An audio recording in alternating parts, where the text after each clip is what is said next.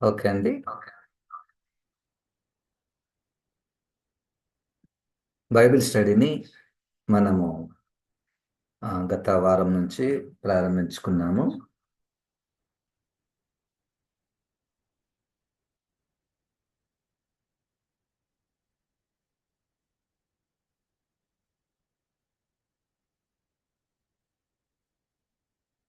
ఇది కూడా మనము మీ స్క్రీన్ మీద కనపడుతున్నటువంటి విషయాలను మీరు చూస్తున్నారు. బైబిల్ స్టడీ ఎందుకు అన్నటువంటి ప్రశ్నకు మనము అ- అవి కూడా మనం చూసాము. అది సాహిత్యంలో ఉంది కాబట్టి సాహిత్యంలో కొన్ని చరిత్ర, ప్రవచనాలు, కీర్తనలు, సామెతలు, ఉపమానాలు, గుర్తులు ఇవన్నీ ఉన్నాయి కాబట్టి మనకు బైబిల్ స్టడీ అవసరము. అంటే సాధారణమైనటువంటి చదవడము కాక కొంచెము శ్రద్ధ పెట్టి దృష్టి ఉంచి ఇంకొంచెము లోతుగా దాన్ని స్టడీ చేయటం, ఇది కూడా మనము వివరించాము.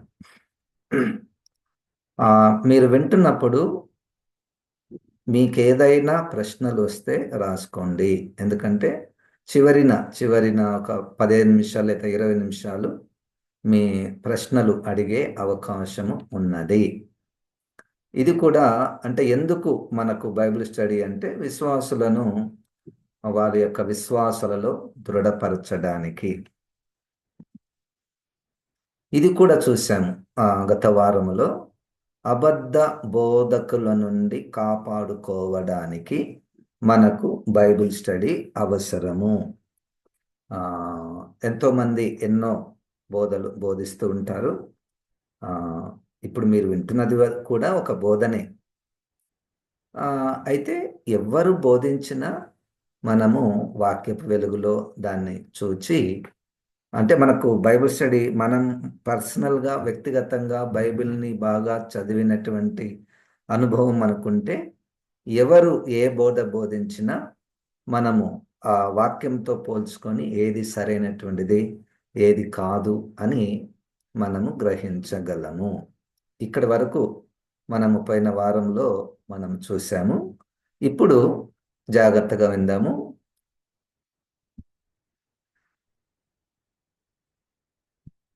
ఎందుకు బైబిల్ స్టడీ అంటే 2వ తిమోతి పత్రికలో 3వ అధ్యాయంలో బైబిల్ స్టడీ ఎందుకు అన్నదానికి అక్కడ ఇంకొక జవాబు మనకు దొరుకుతుంది. నేను చదువుతున్నాను. అది చాలా ప్రాముఖ్యమైనటువంటి వచనము. 3వ అధ్యాయము. దైవజనుడు సన్నద్ధుడై ప్రతి సత్కార్యమునకు పూర్ణముగా సిద్ధపడి ఉండినట్లు దైవావేశము వలన కలిగిన ప్రతి లేఖనము ఉపదేశించుటకును, ఖండించుటకును, తప్పుదిద్దుటకును, నీతి యందు శిక్ష చేయుటకును ప్రయోజనకరమై ఉన్నది. అంటే బైబిల్ యొక్క ఉద్దేశం, ఇప్పుడు మనం ఏదో ప్రతి గురువారము లేదా ఇంకొక రోజు కేవలము బైబిల్ని స్టడీ చేస్తున్నాము అన్నదాన్ని కాకుండా, ఇప్పుడు ఈ బైబిల్ స్టడీ ద్వారా ఒక ఉపదేశము, ఒక టీచింగ్ అనేటువంటిది జరుగుతుంది. నంబర్ 1. నెంబర్ 2, రెండవది మనకు కొంచెం ఇబ్బందికరంగా ఉన్నటువంటిది ఏంటంటే ఈ బైబిల్ స్టడీ ద్వారా ఖండించుట కూడా జరుగుతుంది. ఏం ఖండిస్తాము, ఏమి ఖండించగలము మనమంటే ఏదైనా తప్పు, అటు ఉపదేశంలో తప్పుంటే ఖండించబడుతుంది, అటు క్రైస్తవ జీవితంలో ఏదైనా తప్పిదం ఉంటే దాన్ని కూడా ఖండిస్తుంది. ఎందుకంటే హెబ్రీ 4:12 ప్రకారము వాక్యాన్ని ఖడ్గముతో పోల్చారు. కాబట్టి ఈ వాక్యము మనము భవిష్యత్తులో కొన్ని వాక్యాలను మనము స్టడీ చేయబోతున్నాం కదండి. అయితే ఆ వాక్యాలు నన్ను ఖండించడానికి కూడా ఉన్నాయన్న దృష్టితో వినాలి. అంతేగాని నాకెప్పుడు సంతోషము, నాకెప్పుడు సమాధానము, నాకెప్పుడు ఆశీర్వాదము అన్న దృష్టితో మాత్రమే కాక ఈ వాక్యము నన్ను ఖండించడానికి కూడా ఉన్నది. మరియు తప్పుదిద్దుటకు, అంటే తప్పు అంటే మనం అంతా తప్పేం చేయము కానీ, ఇప్పుడు ఆ పిక్చర్లో మనం చూస్తే చిన్నపిల్లోడు ఒకటి రాయనికి పోతే కొంచెం తప్పు పోతుంది. అప్పుడు ఆ చెయ్యి పట్టుకొని దిద్దిపిస్తారు. అట్లా అంటే మనం అన్నీ తప్పేం కాదు కానీ కొంచెం అటు తిరిగినామనుకోండి, వాక్యం ద్వారా మనము సరి చేయబడతాము. ఇంకా నీతి యందు శిక్ష చేయుటకును, నీతి యందు శిక్ష చేయుటకును మనము నీతి మార్గంలో వెళ్తున్నాము. నీతిమంతులముగా పరిశుద్ధులముగా తీర్చబడుచున్నాము. దానిలో ఒక డిసిప్లిన్ అనేటువంటిది కూడా మనకు ఉంటుంది. పౌలు గారు పాస్టర్ గారికి ఈ విధంగా చెప్పమని చెప్పాడు. ఆ, ఎవరు, తిమోతి గారికి. అది బోధించేవారు కూడా మేము కూడా అది తీసుకుంటున్నాము. సో ఇది ఉద్దేశం, వాక్యము యొక్క గురి. మనము ఏదైనా వాక్యము విన్న తర్వాత ఇవన్నీ జరుగుచున్నాయా, ఇది ఉద్దేశం జరుగుతుందా అని మనం పరిశీలించుకోవడము మంచిది.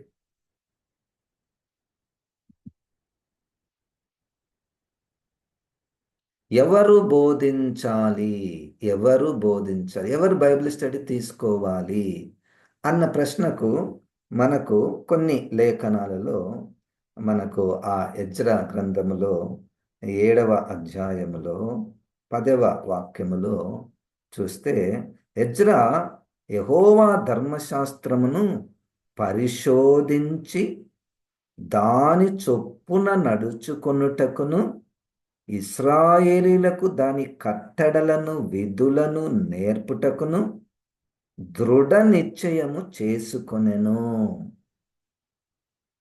ఈ బైబిల్ స్టడీ తీసుకునే వారికి ఉండవలసినటువంటి 3 లక్షణాలు.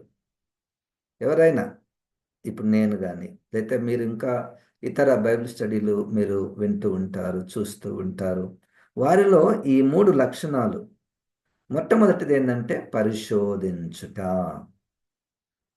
పరిశోధించడం అంటే నేనే పరిశోధించాలి. ఒక్కొక్కసారి ఏమవుతుందంటే ఎవరో ఇంకొకరు పరిశోధించినటువంటి వాటిని తీసుకొని మీకు బోధించేటటువంటిది పరిస్థితి కొన్ని దగ్గరలలో ఏర్పడుతుంటుంది. ఇంకొక పాస్టర్ గారు పరిశోధించి ఒక పుస్తకాన్ని రాస్తే అదే పుస్తకాన్ని తీసుకుని వచ్చి నేను మీకు బోధించుట, అది సరైనటువంటిది కాదు. దాన్ని ఒక రెఫరెన్స్గా తీసుకోవచ్చు, కానీ మొత్తానికి దైవజనుడు లేదా బోధకుడు లేదా కాపరి వ్యక్తిగతముగా పరిశోధించాలి. తన శక్తి మేరకు పరిశోధిస్తే సరిపోతుంది. నంబర్ 1. నంబర్ 2, రెండోదే కష్టం, దాని చొప్పున నడుచుకొనుటకు. మేము ఏదైతే ఉపదేశిస్తున్నామో, ఏదైతే బోధిస్తున్నామో అది నేను నడుచుకోవాలి. నేను నడుచుకోవాలి.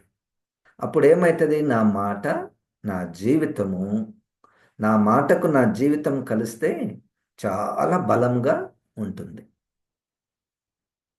కొంతమంది అంటుంటారు, ఆ బోధకుడు ఎంత జ్ఞానం ఉంది, ఎంత మంచిగా బోధిస్తాడు, కానీ తన జీవితము కొంచెము బాగా లేదు అంటే వాళ్ళ జీవితంతో మనకు పని లేదండి. ఆయన బోధ వింటే సరిపోతుంది. అంటే ఇప్పుడు బోధకులకు ఇదొక సూచన, బోధకులకు ఒక పాఠము, టీచర్స్కి ఒక పాఠము. వింటున్నటువంటి మీలో ఎవరైనా సండే స్కూల్ టీచర్స్ ఉన్నారనుకోండి, మీరు కూడా బోధిస్తారు కదా పిల్లలకు. అయితే మీరు బాగా వాక్యాన్ని చదువుతారు, బాగా సిద్ధపడతారు, కానీ రెండవది దాని ప్రకారము నడుచుకోవాలి. ఇక మూడవది, ఇశ్రాయేలుకు దాని కట్టడలను విధులను నేర్పుటకు. ఈ పదం చూడండి, నేర్పుటకు, వాక్యాన్ని నేర్పించుట. నేర్పించుట. ఇప్పుడు మనం చేసేది కూడా ఒక టీచింగ్. నేనేం మొత్తం మీకు నేర్పించలేను. నేను దేవుడు నాకు ఇచ్చినటువంటి ఆ అవకాశము, దాన్ని బట్టే మీకు నేర్పించగలను. నేర్పుట అన్నటువంటిది మాకు దేవుడిచ్చినటువంటి బాధ్యత. వాక్యాన్ని నేర్పించుట. ఇంకొక మాట చెప్పనీయండి. సంఘానికి టీచింగ్ అవసరం.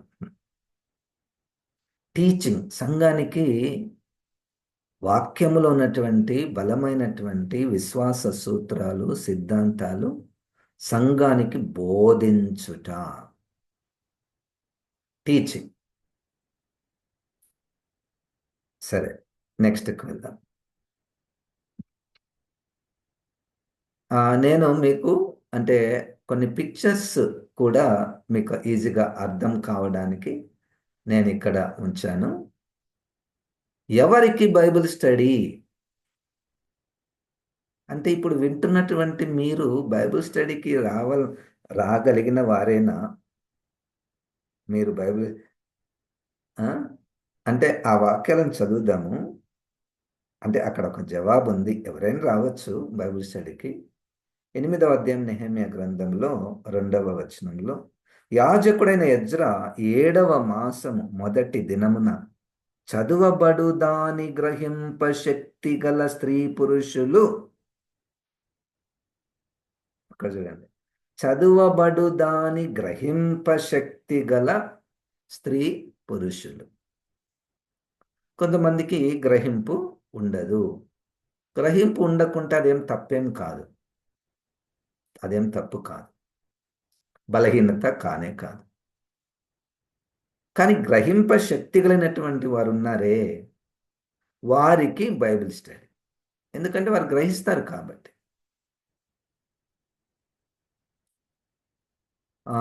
గ్రహించకుండా, అర్థం చేసుకోకుండా ఎవరైనా బైబిల్ స్టడీకి వస్తే ప్రమాదం ఏంటంటే, వాళ్ళు అర్థం చేసుకోకుండా ప్రశ్నలు అడుగుతుంటారు. లేదా ఇంకొక విరోధమైన ఉద్దేశముతో మాట్లాడుతుంటారు. అది ప్రమాదం. అర్థము చేసుకొనగలిగిన స్త్రీ పురుషులు, ఒక్కొక్కసారి బైబిల్ స్టడీ కొంతమందికి మగవాళ్ళకే అని, లేకపోతే ఆడవాళ్ళకే అని అట్లా ఎక్కడ ఉండదు. కానీ ఒకవేళ ఉంటే ఇదొక జవాబు. అందరూ కూడా బైబిల్ స్టడీకి రావచ్చు. అంటే గ్రహింప శక్తి గల స్త్రీ పురుషులు కలిసిన సమాజమంతటి ఎదుటను ఆ ధర్మశాస్త్ర గ్రంథమును తీసుకొని వచ్చి, ఇక్కడ సోర్స్ ఆఫ్ బైబిల్ స్టడీ ఇది ముఖ్యం. అంటే సోర్స్ ఆఫ్ బైబిల్ స్టడీ అంటే నేను బైబిల్ స్టడీ ఎక్కడి నుంచి చెప్తున్నా? నేను ఎక్కడి నుంచి చెప్తున్నా అంటే బైబిల్ నుంచే. ఇది ముఖ్యమైనటువంటి.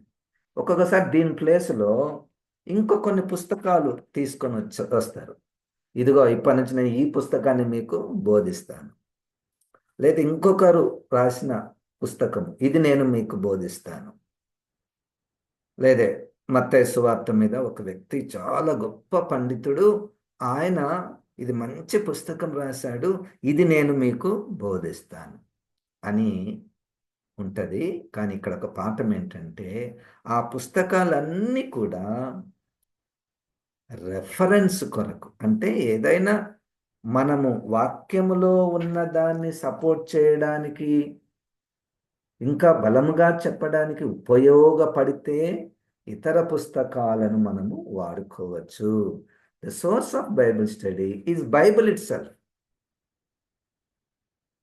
నాకు తెలుసు చాలామంది, అంటే వేరే పుస్తకాలను నేను తక్కువ చేయడం లేదు, అవి కూడా దైవజనులు వాళ్ళు ఎంతో పరిశీలించి పరీక్షించి రాసినటువంటి వారు. మనము ఈ యొక్క పద్ధతిని ఎన్నుకుందాము. తర్వాత 3వ వచనంలో చూడండి, నెహెమ్యా గ్రంథము 8వ అధ్యాయం 3వ వచనంలో, నీటి గుమ్మము ఎదుటనున్న మైదానములో ఉదయము మొదలుకొని మధ్యాహ్నము వరకు నిలుచున్న ఆ స్త్రీ పురుషులకును తెలివితో వినగల వారికందరికిని చదివి వినిపించుచు వచ్చెను. ఆ జనులందరూ ధర్మశాస్త్ర గ్రంథమును శ్రద్ధతో వినిరి. ఇక్కడ చాలా కొన్ని పాయింట్స్ మీరు గుర్తుపెట్టండి. టైం, ఇక్కడైతే టైం ఉదయము మొదలుకొని మధ్యాహ్నము వరకు. అంటే ఇక్కడ నా పాయింట్ ఏంటంటే ఉదయము, మధ్యాహ్నం, సాయంత్రము 1 గంట 2 గంటలు కాదు. బైబిల్ స్టడీ అన్న మాటలో ఎక్కువ సమయం ఉంది అని అర్థం. ఒక 5 నిమిషాల్లో 10 నిమిషాలు నేను రోజు 10 నిమిషాలు బైబిల్ స్టడీ చేసుకుంటాను సార్ అన్నారు అనుకోండి, అది బైబిల్ స్టడీ అన్నది. అది అనరు దాన్ని. బైబిల్ స్టడీ ఎక్కువ టైం, ఎక్కువ టైం. అది కొంతమందికి 1 గంట సేపు ఎక్కువ కావచ్చు, కొంతమందికి 2-3 గంటలు ఎక్కువ కావచ్చు, కొంతమందికి 8 గంటలు కూడా చదివే ఓపిక ఉంటుంది. నేను ఆ టైంని మీకు నిర్ణయం చేసి చెప్పడం లేదు. బైబిల్ స్టడీ మీరందరూ 2 గంటలు చదవాలి, నో. మీకు ఏదైతే ఆ స్టడీ టేక్స్ లాంగర్ టైం, అదొకటి పాయింట్ గుర్తుపెట్టుకోండి. బైబిల్ స్టడీ ఎప్పుడు కూడా ఎక్కువ సమయం తీసుకుంటుంది. దాన్నే బైబిల్ స్టడీ అంటారు. అది మొదటి పాయింట్. ఉదయం మొదలుకొని మధ్యాహ్నం వరకు నిలుచున్న, ఈ పదం చూడండి. నిలుచున్న అనే పదంలో ఏముందంటే శ్రద్ధ, గౌరవము, భయము. ఇక్కడ అక్షరార్థంగా తీసుకుంటే మనం నిల్చొని ఉండండి, ఎందుకంటే బైబిల్ రాయబడింది కాబట్టి బైబిల్ స్టడీలో ఉన్న వాళ్ళందరూ నిలుచొనే ఉండాలని చెప్పడం లేదు. నేను కూడా కూర్చొని ఉన్నా. ఇప్పుడు మీరు కూడా అందరూ కూర్చొని ఉన్నారు. పాయింట్ ఏంటంటే నిలుచున్నా అంటే ఒక పని చేయడానికి సిద్ధపడడం, లేదా దాని పట్ల గౌరవము. మనం ఏది చదువుతున్నామో ఒక భయము. ఈ పోస్చర్స్, ఈ ప్రిపరేషన్ ఆఫ్ అవర్ మైండ్, దీంతో మనము బైబిల్ స్టడీ చేయాలి. తర్వాత మరలా స్త్రీ పురుషులకును తెలివితో వినగల వారికందరికి, తెలివితో వినగలిగిన వారు. ఇంతకుముందు మనం ఎవరికి బైబిల్ స్టడీ అన్నదానికి ఇక్కడ కూడా ఇంకొక జవాబు. తెలివితో వినగలిగినటువంటి వారికి. ఏదో ఇంకొక పని చేసుకుంటూ, మనం ఒక్కొక్కసారి ఇంట్లో పాటలు పెట్టి ఇంకొక పనులు చేసుకుంటుంటాం కదా, అట్లా బైబిల్ స్టడీ కాదు. అట్లా బైబిల్ స్టడీ కాదు. బైబిల్ స్టడీకి ఇంకా మనం చాలా చెప్పొచ్చు. మీరు ఒంటరిగా కూర్చోండి, మంచి రూమ్ను ఎన్నుకోండి, మంచి లైటింగ్ పెట్టుకోండి, మంచి చైర్ పెట్టుకోండి, టేబుల్ పెట్టుకోండి. ఇవి కాదు, అవన్నీ మనకు వీలైనటువంటి విధంగా మనము ఉంచుకోవచ్చు. తెలివితో వినగలిగినటువంటి వారికి చదివి వినిపించవచ్చు వచ్చెను. ఆ జనులందరూ ధర్మశాస్త్ర గ్రంథమును శ్రద్ధతో, శ్రద్ధ బైబిల్ స్టడీలో శ్రద్ధ. చూడండి, బైబిల్ స్టడీ ప్రతి గురువారము బైబిల్ స్టడీ జరుగుతుంది, నేను బైబిల్ స్టడీకి అటెండ్ అవుతాను అన్నది బైబిల్ స్టడీ కాదు. మీరు ఎప్పుడైతే వ్యక్తిగతముగా వాక్యమును చదవడము, ధ్యానించడము, పరిశీలించడము, పరీక్షించడము ప్రారంభిస్తారో దాన్ని బైబిల్ స్టడీ అంటారు. నేను మిమ్మల్ని గైడ్ చేయడానికి మాత్రమే ఇక్కడ ఉన్నాను. నేను బైబిల్ స్టడీ మొత్తం చేయను. ఇది మీకు కొంచెం కష్టమైనటువంటి మాట. అది తర్వాత వస్తుంది, అది చాలా బాగుంటుంది, మీరు వినండి. 8వ వచనంలో చూడండి, నెహెమ్యా గ్రంథము 8వ అధ్యాయము 8వ వచనం. ఇటువలనే వారు దేవుని గ్రంథమును స్పష్టముగా చదివి వినిపించి జనులు బాగుగా గ్రహించున్నట్లు దానికి అర్థము చెప్పిరి. చూడండి, స్పష్టముగా చదువుట అంటే బోధించేవారికి. ఇవన్నీ బోధించేవారు స్పష్టముగా చదివి, మీరు కూడా స్పష్టముగా విని, మీరు బాగుగా అర్థం చేసుకోవాలంటే ఏం చేయాలి అంటే వాటి యొక్క అర్థము చెప్పే బాధ్యత మాది. మాకు తెలియకపోతే మీలో ఉన్నవారు కూడా అర్థం చెప్పిన తర్వాతనే మనకు గ్రహింపు అన్నటువంటిది వస్తుంది. అర్థాలు తెలియకుండా చేస్తే అది బైబిల్ స్టడీ కాదు. మనం చేసేదానికి అర్థము, భాష భాషను అర్థము, లేతే ఇంకా రకరకాలైనటువంటి అర్థాలు మనకు అక్కడ ఉంటాయి. ఆ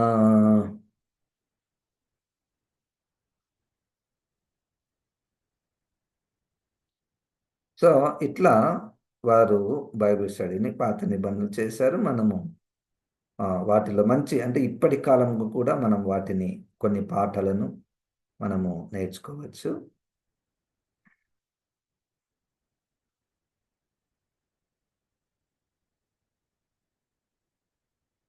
ఓకే. ఇక్కడ ఇంకొక మాట చదవనండి. ఇదే నెహెమ్యా 8వ అధ్యాయంలో 18 వచనం. ఇది కాక మొదటి దినము మొదలుకొని కడా దినము వరకు అనుదినము ఎజ్రా దేవుని ధర్మశాస్త్ర గ్రంథమును చదివి వినిపించుచూ వచ్చెను. వారు ఈ ఉత్సవమును 7 దినముల వరకు ఆచరించిన తర్వాత విధి చొప్పున 8వ దినమున వారు పరిశుద్ధ సంఘంగా కూడుకొనిరి. అంటే ఇక్కడ పాయింట్ ఏంటంటే పండుగ, ఒక పండుగ జరుగుతుంది. పండుగలో వాట్ షుడ్ బి హైలైటెడ్? పండగలు ఏంటి ప్రాముఖ్యము? మనము పండగలు చేసుకుంటున్నప్పుడు అంటే ప్రతిరోజు బైబిల్ స్టడీ.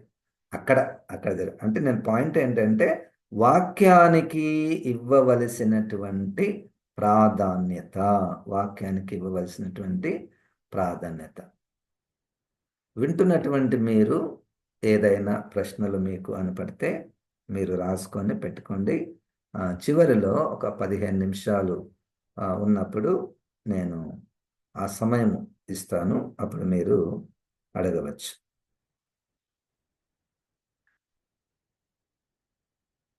ఉద్దేశం చూడండి, బైబిల్ స్టడీ ఉద్దేశము ఇది నేను గ్రహించినటువంటి ఉద్దేశం.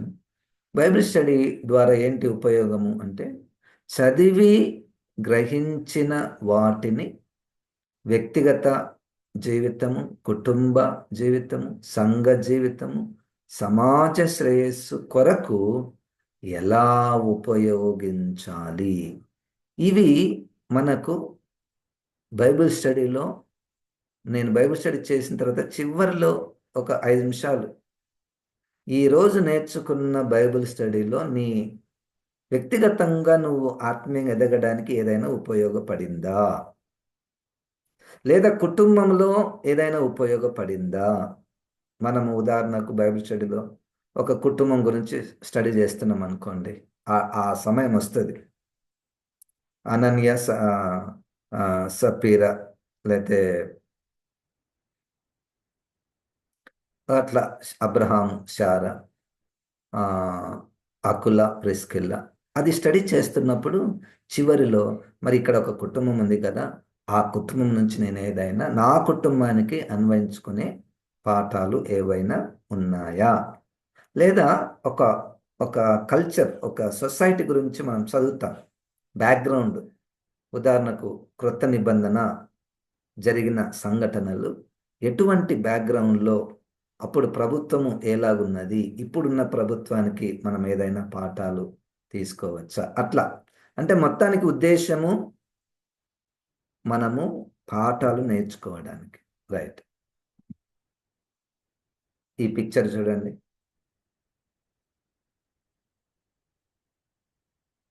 మొదటి పిక్చర్లో ఒక ఆయన అడుక్కుంటున్నాడు.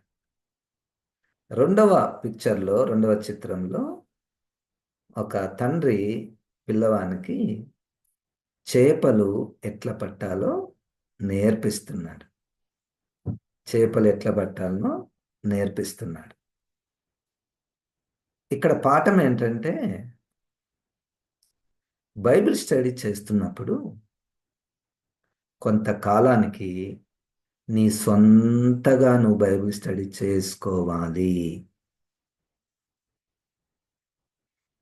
చాలామంది చెప్తుంటారు, మీకు ఏదైనా ప్రశ్నలుంటే పాస్టర్ దగ్గరికి పోండి, ఆయన జవాబు చెప్తాడు. మీకు ఏదైనా ప్రశ్నలుంటే పాస్టర్ దగ్గరికి వెళ్ళండి, ఆయన జవాబు చెప్తాడు. ఇది ఎంతకాలము? కొంతకాలం.